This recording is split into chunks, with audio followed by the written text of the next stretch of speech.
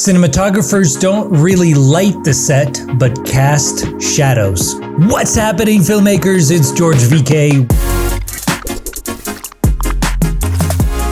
The role of the cinematographer is not necessarily to light and illuminate the whole set. They are creating definition and they're creating contrast and different kinds of, bringing out different details. So it is more about casting shadows with light and creating that contrast and that definition within the frame. So I came up with a really fun abbreviation for the word light, L.I.G.H.T, and we're going to go through it right now. Let's go. L stands for look. So the very first step in lighting a set is to assess the whole lighting situation. So we're going to use our eyes and we're going to look around to see what's happening with the light. What is it doing in the space, right? So if we're outside, we're looking to see the direction of the light, where the sun is in relation to our subjects and our action. And we're going to look to see what pockets of light are happening. What is the natural light already doing, so that we know what kind of artificial light to start bringing in, aka our lighting gear, in order to control and modify that light. So the very first abbreviation of L is look. So we're assessing the situation. What is the light doing right now? I stands for isolate, which means how are we going to control the existing light that is already there? So after we've looked to see what the situation of the lighting is right now, now we're going to isolate, whether that's blacking out the windows, blacking out the whole set to make sure that we're just starting from zero. If we're going to be blocking any natural light, especially if the scene that we're shooting is going to take place throughout the day, we don't want the sun to be moving from point A to point B, completely changing our lighting, right? We don't want to be battling the sun, because that is the most difficult thing that a cinematographer can do, is try and battle the sun, because we can't control the sun as much as we'd like to. So if we're going to isolate the light, we're going to either use black flags or scrims or any kind of modifier to control and zero in on the light that we want to keep, and then take everything else out. So if there's light bulbs that are not the correct color temperature, we're going to unscrew those and screw our own, correct light bulbs with the correct CRI, the color index. And then if there are, fluorescents, we can replace those with our own tube lights like quasars.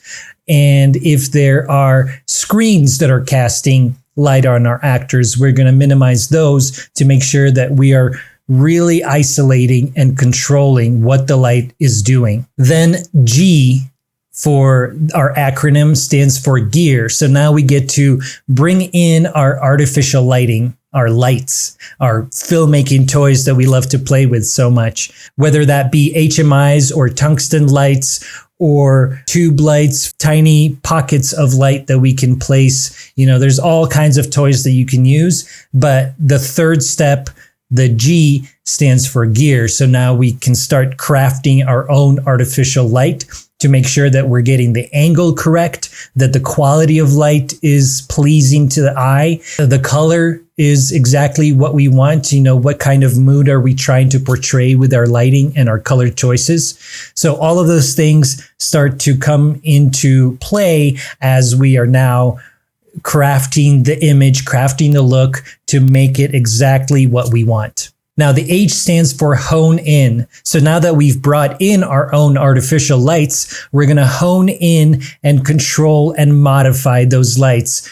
Either we're blocking those lights off of the background so that it's not spilling everywhere and doing things that we don't want it to do, or if we're diffusing the light to where we're making it softer, or we're taking, scrims or any kind of modifiers away to make it a hard light. All of those tools, and grip tools that we use in order to modify the light. Whatever the source is coming out, whether it's an HMI or a tungsten or a par hand light. So now we get to really hone in this artificial light to do exactly what we need it to do. And the final step in our 5-step lighting process is the T, which stands for tinker and test. This one is quite fun. So this is where now we've set up our light. We know what we want it to do. We've modified it. And now we place our stand-in into the shot or our actual actor, and we see what that light is doing on their face and to the overall set. So we can make adjustments, we can tweak things, test them, see what it looks like. Maybe we need to swap certain things out, use different modifiers, different scrims, flags. Maybe we notice that there's some spill happening and we need to control that. So this is where we're going to make those adjustments before we actually roll. So let's go through them again. L-I-G-H-T. L stands for look. We're going to assess the situation of the natural light that is already happening. The windows will have light coming in, any sort of screens, any sort of existing lights that are already there. We're going to look and assess the situation. I stands for isolate. So we're going to start to control the light that is already there, either by unscrewing bulbs or blocking out windows that we don't want light spilling from. Any of those things, we're isolating the light that is already there.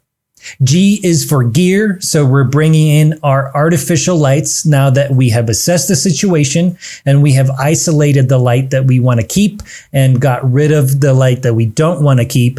Now we bring in our own lights to cast the shadows that we want to cast. H stands for hone in. So now that we've looked and assessed the situation, we've isolated our light, we brought in our own artificial light, we're going to hone in that light to control it, to modify it, to change its color, to do exactly what we need it to do. And finally, the T stands for tinker and test. So we're going to make adjustments. We're going to notice things that are spilling or we need to be controlled a little more. We're going to tinker, make adjustments, and test until we are happy with the look and overall image of our footage. So there you have it, filmmakers. A really fun way to break down the framework of how I approach lighting any sort of set, whether it be exterior or interior in a more controlled environment. These are the steps that I take: look, isolate, gear, hone in, tinker, and test.